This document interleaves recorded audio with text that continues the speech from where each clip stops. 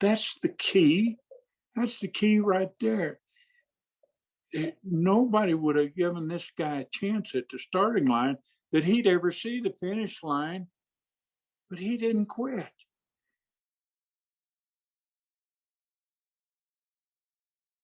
Right. Well, good morning. It's great to be together, and we have another exciting story today.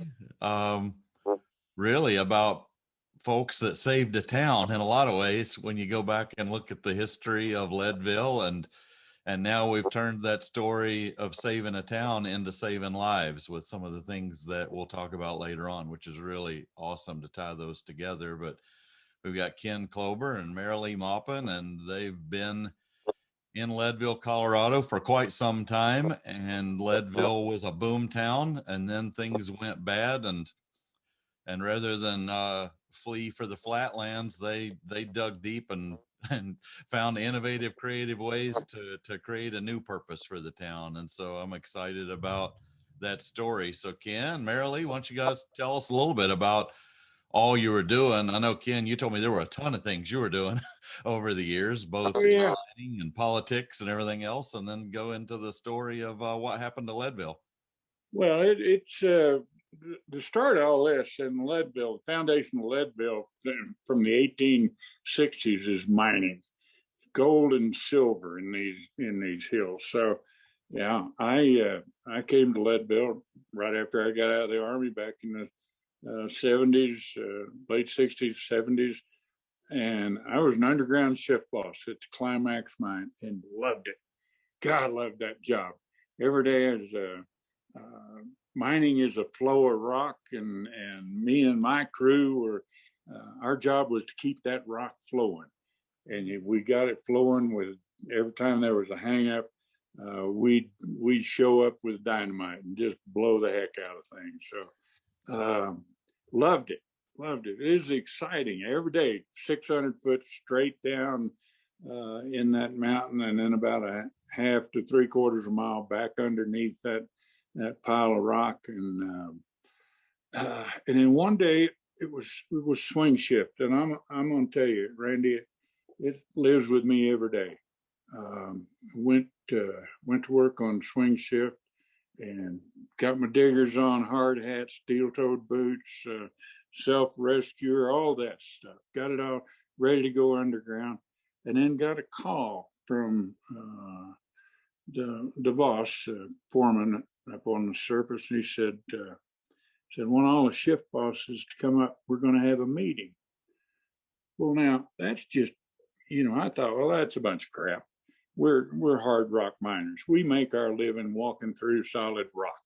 We don't have meetings.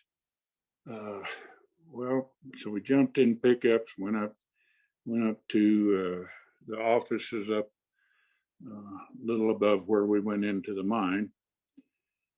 And he said, boys, we're shutting the mine down. We're closing. Go back, tell your crews to go home. The union will be in contact with them. We'll be in contact with you shift bosses tomorrow. Well, that was it. Overnight, we became the highest unemployment in the nation. Lost 3,200 jobs just right then, right now. So the town was totally devastated economically, both economically and personally. We all of a sudden, instead of being badass miners, here we were just walking the streets of Leadville with nothing to do. So there wasn't the cavalry wasn't coming. We had to save ourselves. We did get Merilee and I did get a visit from the governor at the time. Came to our little community and said, you got to save your town by bringing people to your town. The key to getting them to spend money is that they stay overnight. Well, we talked it over and we figured, because there was suggestions, ideas, a little fair, a little rodeo, maybe a 10K race, maybe even a marathon. none of that was going to get people to stay overnight. So we had the idea maybe we'll up the ante a little bit. 100 miles. They come to Leadville and run 100 miles. They're darn sure going to stay overnight. So that was the beginning. I had that bright idea. I went to Merilee. Merilee was the travel agent in our town at that time, and there were a lot of all the young miners were traveling, but it was all one way. So I asked her to help me. She said, I can't pay you a thing, but we got to do something, and I need a race director. I'll do the work. I'll get the permits, but you take care of everything. And she did. She did. So that was the beginning. 1982. Had her first race in 1983, and here we are today. Jump in there, babe, with your story. Well, I mean, it's the same story. Leadville was a pretty sad place at that point because we were seeing all the abuses, spousal abuse, alcohol abuse, drug abuse, and it was a sad place, much different than it is today. Well, we started this race, going to have our first race, set everything up 1983. And the good part about that, we needed a lot of help. We needed people to help run the aid stations, help with directing the runners at different places. And the good part about it, when we asked people to help us, nobody could tell us no, because we knew they weren't busy. They didn't. It was just like us. They was out of work, out of jobs. The only place in town that was doing good business was the bars, and so we did get a lot of community support right there. You said 3,200 were unemployed overnight, and that's out of a town you said of about 5,000. Correct. Yeah, that's everybody. Yeah. So there just wasn't much left to do. There was nothing. Yeah. There was nothing. Leadville's famous because we had a lot of bars and a lot of churches, and other than that, there wasn't anything going on in 1982. And it was kind of a double whammy because not only was everyone out of work, but the mine paid most of our property taxes. And when the mine shut down, we lost our tax base, so everybody's taxes went up. Yeah, that mine in 1982, and the production of that mine paid 80 to 85% of our property taxes.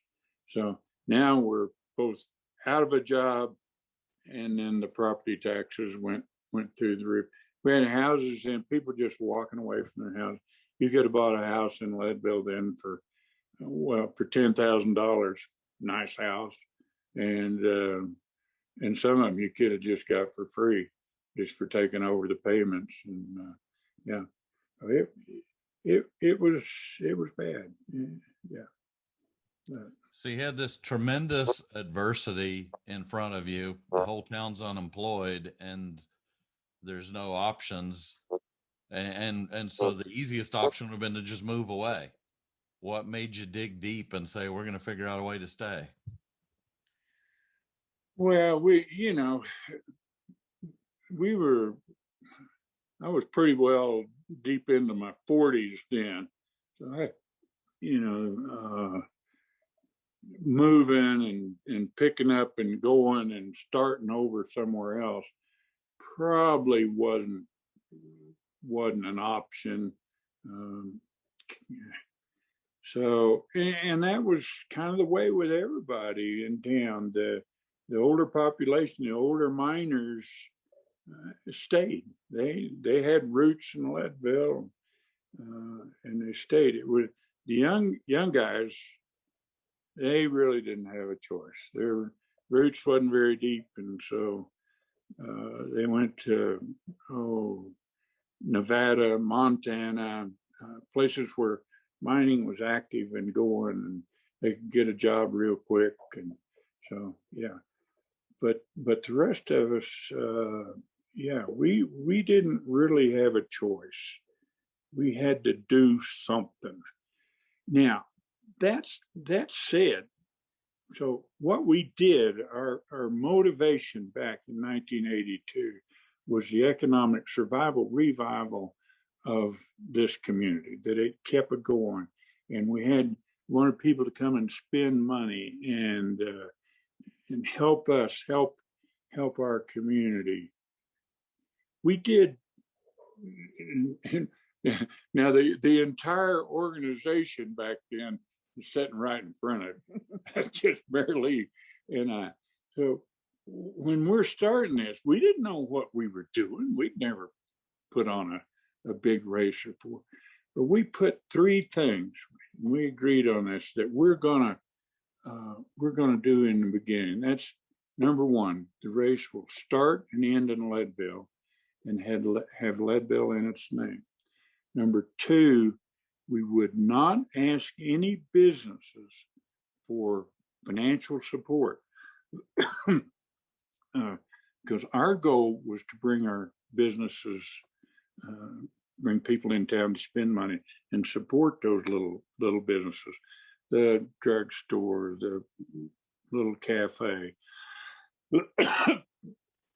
And number three, and probably most important, and we've stuck to this, and it's still deep and abiding today, in that no one will be selfish nor self-serving. So in those first races, when I was running them, I paid my entry fee just like everybody else. And excuse me. So that's the way we started, and it was successful and brought people to our community and spend money. Well, as time went on, we found out we're doing a little bit more. We're showing people that come to Leadville, we're sharing Leadville with them, what the magic of Leadville. Leadville was built here by people that came here, I guess for lack of a better word, with a dream. They wanted more, wanted to do more, be more, and they were willing to work hard, not quit, dig deep. Excuse me. So we found out we were sharing that with people that came to our community. So as the years went by and we sort of developed that we were giving to people that visit our community, we were giving them a belief, and we wanted number one, the beginning of that believe in yourself, believe you can. You just don't quit. Quitting's not a part of Leadville. It shouldn't be a part of you. When times get tough in this race, you dig deep. We tell everybody that comes in here, inside of each and every one of you is an inexhaustible well, of grit, guts, and determination, that when times get tough in this race, and I'll guarantee you they will, at some point, you'll want to quit, you'll want to stop, you'll be hurting so bad, you'll wonder, what the hell, why the heck am I out here? You dig deep, you don't quit, because that's inside of you. You cross that finish line, we'll give you that silver buckle. But now what we want you to do, and this is, we think this is our biggest accomplishment. You take that home with you. And I'll guarantee you, sometime at home, in your job, with your family, it's going to go south. You're going to have to dig deep. You're going to have to tell yourself you're not going to quit. You're going to have to say, I commit. I won't quit. I commit. I won't quit. And so if you can learn that in Leadville, take that home with you. You'll have a better life. You'll have a better family. You'll have a better job. Share that with your community. You have a better community. We're hoping in some small way, if we can spread that, we'll make it a better America. That's kind of our goal, our mission. You mentioned grit and perseverance and determination, and so you had to muster all of that to save the town, and you came up with a race that would require that. But you'd never run a 100-mile race. How'd you even go model that out? What did you go look at for an example, and how did you come back, and how many people did you get the first time? We had 45 starters that very first year. Yeah, and 10 finishers. Yeah. We knew it could be done. The key is you just don't quit. No matter what, you just don't quit. That first race, I was running. I had maybe 4 or 5 miles to go. I'd already completed over 90 miles. And I'm just talking to myself. I said, well, Ken, you're tough. You're bad. You've done it. You can do. About that time, this little guy was passing. We're going up a hill. This little guy, he had on flowery pants, little flowery tights. And I looked over at this guy and I said, there is no way in the world you can ever finish this race. And I looked at him and I thought, well, that's the key. That's the key right there. Nobody would have given this guy a chance at the starting line that he'd ever see the finish line, but he didn't quit. No matter what the odds were against him, he's not an athlete. Obviously, we don't know what we're doing running 100 miles, but he didn't quit, and he's got that within him, that inexhaustible well of grit, guts, and determination. He didn't quit. I thought that's in all of us. That's in all of us. Let's make sure we can. That we live our lives that way. So from one race, you're up to what, about a dozen now? We started. I think the first one was a 10K that we did the day before the 100-mile run, and then pretty soon we added. Well, I think the next one was the 100-mile mountain bike race, and that was sort of at the behest of a sponsor who thought they were going to get. It was a shoe sponsor, yeah, and they were going to get into mountain biking gear, and our market was their target market. So they came to us and they wanted us to put on a mountain bike race the same day as the run, and we said, boy, it wasn't only no, it was hell no. Yeah, we were so successful with the run by that time, we didn't want to water down what we had. So we said no, and they came back to us and said, well, would you consider doing it on 2 consecutive weekends? And if you do, we're going to put it on nationwide TV. And I think it was on CBS Ion Sports or NBC Sports World over 3 weekends. The first was the bike for an hour. The second was the run for an hour. And the third was the completion of both of them.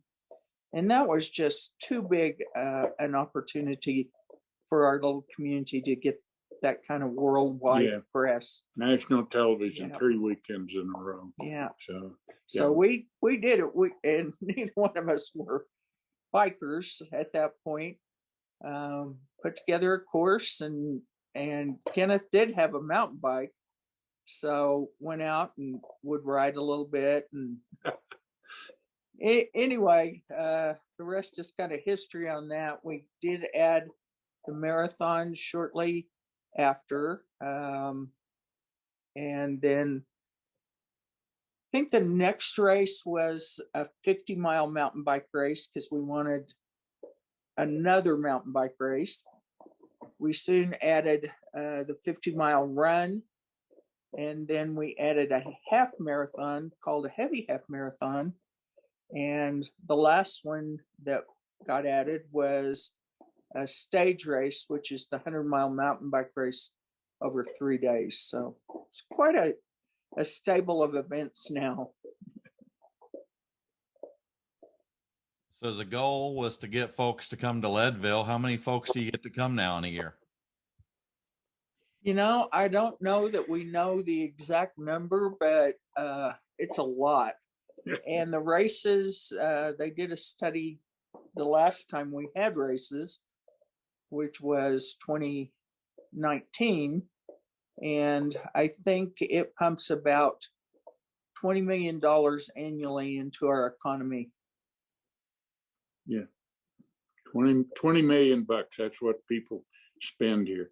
And we saw, a lot of people, you know, let's tell you, 1982, these houses you could have bought for 10,000.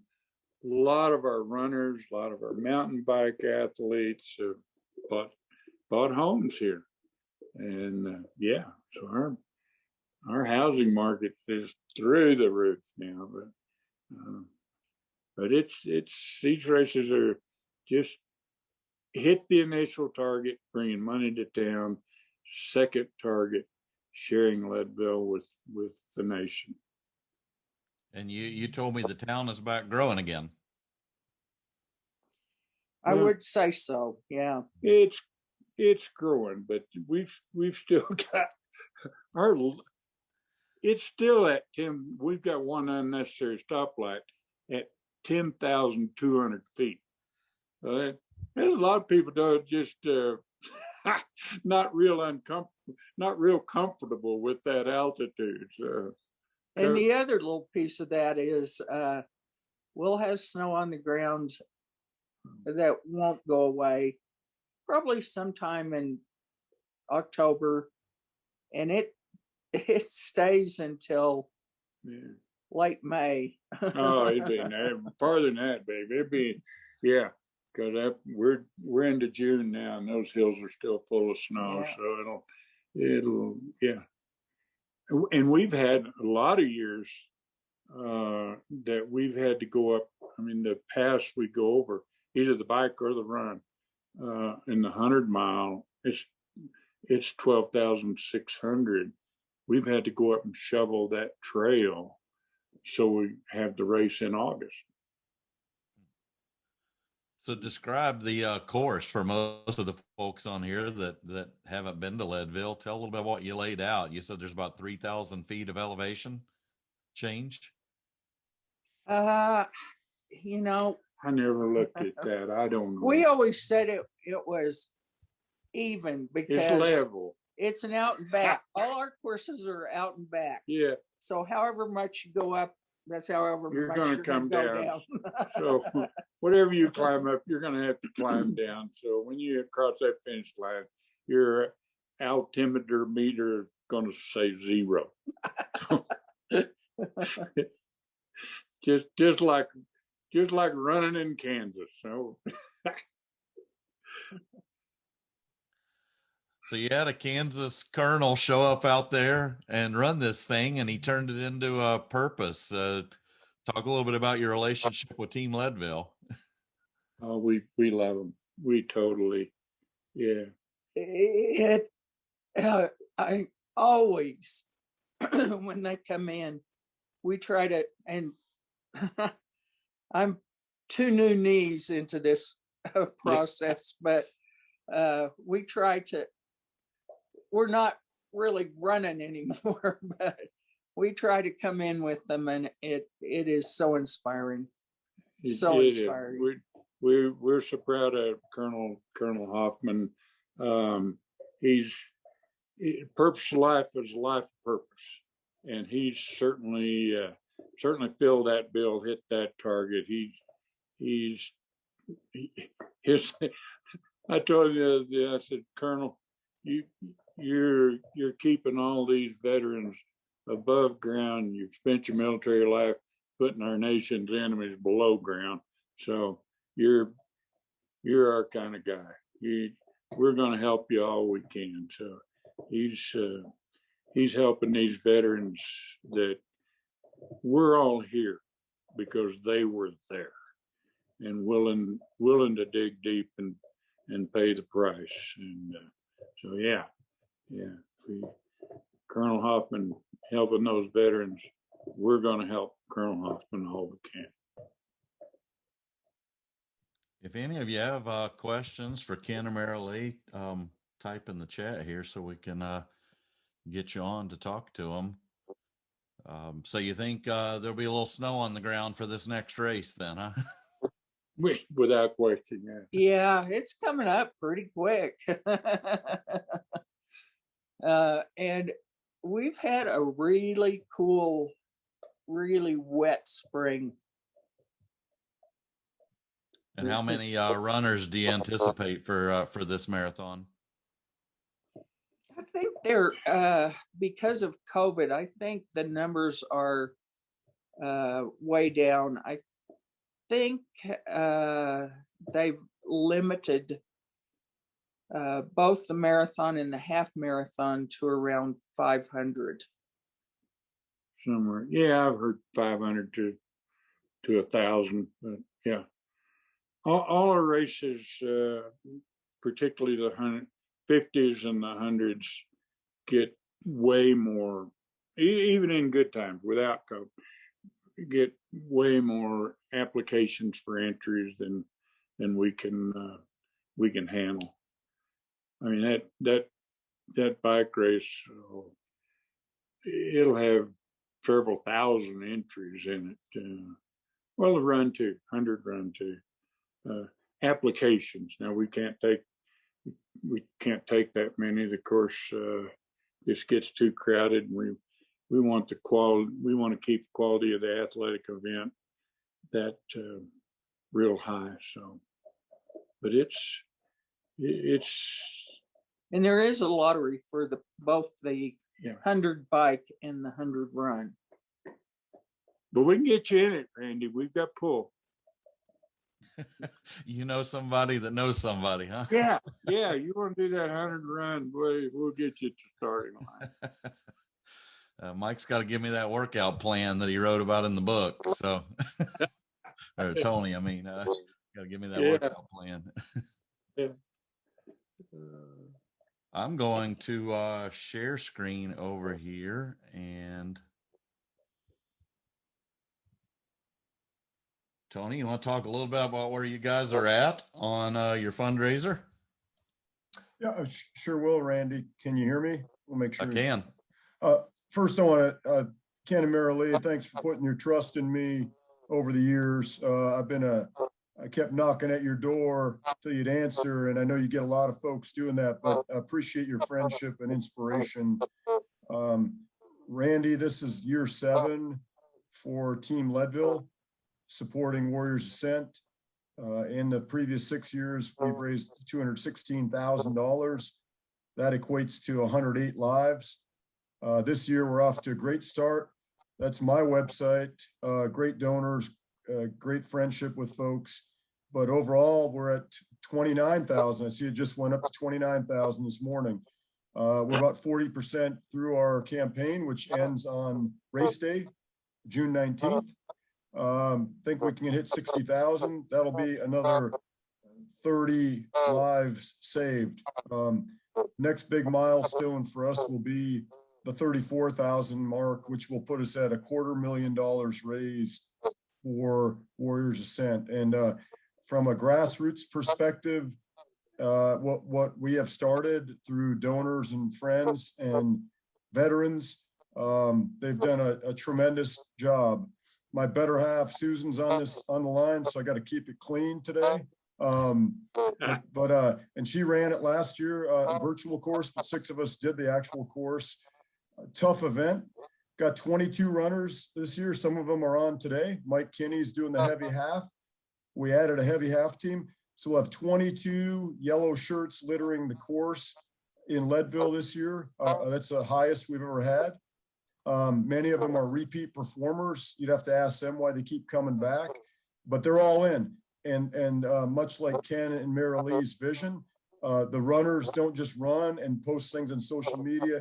They are committed to raising funds, $2,000 per runner for the marathon team and $1,000 for the heavy half. So we are all in for this, and Leadville is the venue, and we are living out those values that Ken and Merilee put in place. So Randy, that's kind of how I'd summarize it. Appreciate everybody's support, and we're going to put the throttle down here in the next 3 weeks. 3 weeks from Saturday, the runners are ready. I've corresponded with them. They're excited. We've got 4 or 5 new runners. Many of them are first responders, police officers, particularly from Portland area. Got another veteran, a former, I believe, Apache pilot, fighter pilot in Idaho. So our 22 runners will come from all 4 time zones, and they are committed to the effort for Team Leadville and to giving back to save lives. So I think that would best summarize it, Randy. Awesome. So make Thanks. 24 yellow shirts, because Yeah. we'll have our That's right, 20. Well, there'll be more 24 and others. The other thing I want to mention, Randy, you won't plug yourself. Randy Powell and Drew Meyerwich are our corporate sponsors. Drew's on here as well, and they're on the shirt. Their company or Randy's Lessons in Leadership is on this year's shirt. So I want to put a big plug in for them because they are participating in this, and all of those are members of Team Leadville. I don't need them running. We'll do that heavy lifting, but anybody who joins the cause is part of Team Leadville.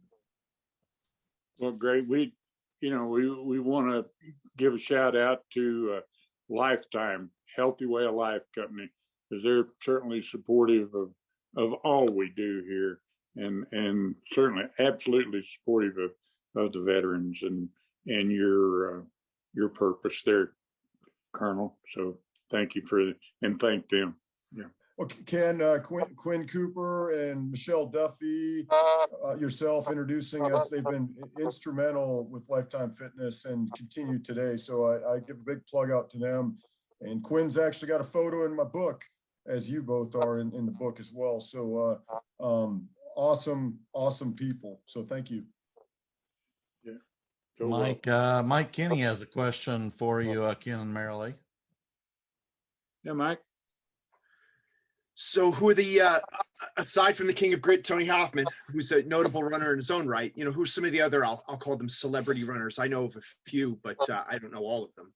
So who are some people you've had run the course? So over the years, there's been just a great crop of ultra athletes. I don't know that most people will know the names of those athletes, because in ultra running, there are many people that make a living at ultra running. So, and we really are not in the day-to-day workings of the race. We, as you probably know, sold the business to Lifetime in 2010, and they have allowed us to stick around and be the face of the race. But the good thing is we no longer have to do all the work. So we really don't know who's in the race at this point. The big names, though, reaching back a little bit, real big names that you would have heard of, some celebrity status and so forth, primarily in the bike race. So we've had some of these professional mountain bike riders call us and say, look, I won this, I won that. You got to let me in your race. And we kind of say, no, we don't. We we're just as happy to just let that guy in off the street as we're not gonna show any favoritism there, and we never did.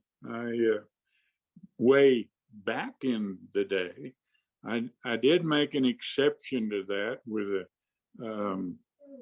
a good friend, just a personal friend, Chris Carmichael, who was Lance Armstrong's trainer, and Chris said, "Well, can I get Lance in?" I said, "Well, okay, we'll make an exception." And so yeah, it turned out to be a fun and dramatic few years with our local boy Dave Weens. He would he'd kick Lance's tail a time or two, and that fired up Lance. Lance came back and then won the race. So we're real supportive of all those guys. They helped us light a lot of candles, a lot of TV time for Leadville because of those guys. And I'm just going to say, as far as name runners, we think the most important person at the start is you. Absolutely. Yeah.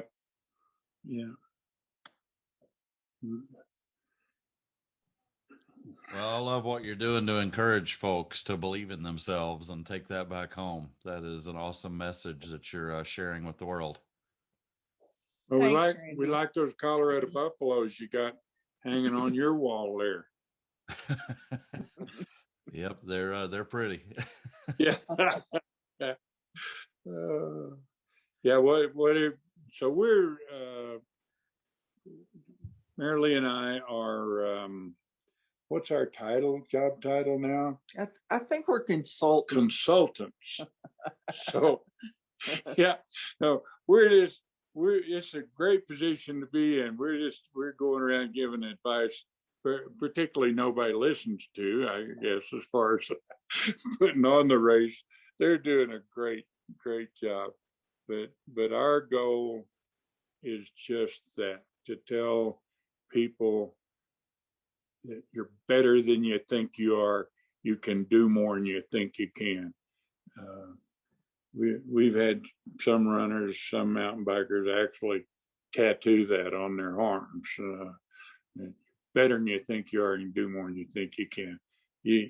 That's a good way that's the only way to live. Hey, Randy, could I add a quick story of my first encounter with Ken? Yes, that'd be awesome. So 2013, I got pulled off the course at 60. I didn't make the time cut up to Twin Lakes. So I signed up in 2014. It was the first year of the lottery. So I did a few things differently. One was going out to Leadville to train. So I was with our son at the time. So he would have been 14 years old. We were on the backside of Hope Pass. That's the 12,600 foot summit that Ken and Merilee were talking about. So we were doing about a 10 miler that day. And I was coming down. I had known the history of Leadville and the race and Ken and Merilee. Never met Ken. So I was coming down, and about 20-30 feet away, I see a guy in sunglasses and a hat. And I instinctively said, well, that's Ken Chlouber. And he said, well, yes, I am. And he was marking the course for the training runs in Leadville. And I'll never forget, took the time to talk to my son, Nate, and I for about 15 minutes or so about things about the 2013 race. And then he said, well, is Nate gonna be there to pace you? Because dads can't cry going over Hope Pass. But I'll never forget Ken taking the time to talk to us, encourage us. And that was really the start of kind of a friendship that really I continued to contact Ken then in 2017 with our Team Leadville efforts, and Ken responded and trusted us to do what we said we were going to do. So that's my encounters with Mr. Chlouber, who I really appreciate his efforts in helping us. So Tony, I'm going to say it's not just a friendship, but Yeah, you're our family. it's family. It's Leadville Trail 100 family. Yeah. And Ken is a 14-time finisher of that race, I believe. 14, is that the right number? Yeah. So Yeah, just There's a couple of times I ended up face down in the ditch. So, but yeah. And like you mentioned, your son, I give my son a lot of credit too, because I would use him as pacer over Hope Pass, toughest part of the race, because you look down in your son's eyes, you're not going to quit. You don't have a choice. that's right. You're supposed to be tough daddy, and you gotta keep going. So yeah. And then the rest of the race from Twin Lakes on to the finish line, I would always use either Merilee pace me sometime, but women pacers, because I'm not going to be a crybaby. These Leadville women won't put up with that. You're going to keep going. So yeah, Merilee poked me with a stick a lot of times to get up and start running. So the marathon is June 19th, right? Correct. Yes. And Tony, you'll be doing updates throughout the day on social media. If folks want to follow Team Leadville and see how things are going, you'll be posting updates through the day. Sure will. Yeah, we're excited about it. And I know Mike Kinney with the heavy half team, they'll obviously finish earlier than the marathon team. So we'll have an array of support out there as well. My wife Susan's running the heavy half after finishing the marathon course last year. Yeah, it's going to be exciting. I mean, another upscale, we've upscaled it, and we continue to evolve with Team Leadville in Leadville. So it's the great equalizer. Leadville is the great equalizer and the venue for grit, Randy. Well, Randy, Penny, and Tony, if Merilee and I can, and our purpose in life is to help wherever we can. So contact us if we can help any of you in any way. We've got the easiest mailing address in Leadville. We're post office box number 1. That's right. So, yeah, you can drop us a line there, and my cell number is on the Leadville Race Series website. So anybody can call me anytime if they want, and we'll respond. Yeah, we'll help where we can. Looking forward to seeing all of you in June. Absolutely. Well, you've given us a gem today with the purpose of life as a life of purpose. That is an awesome thing to live by. And thanks for not giving up on your town and for the example you're teaching all of us. I hope you can share that, Randy. Appreciate that. All right. Well, good luck, Tony, Mike. Looking forward to seeing how you do. Thanks, everyone, for being here. And thanks, Ken and Merilee, for your stories today. Okay. Thanks for having us. Appreciate that. All right. See you Everyone soon, have a great Ken, weekend.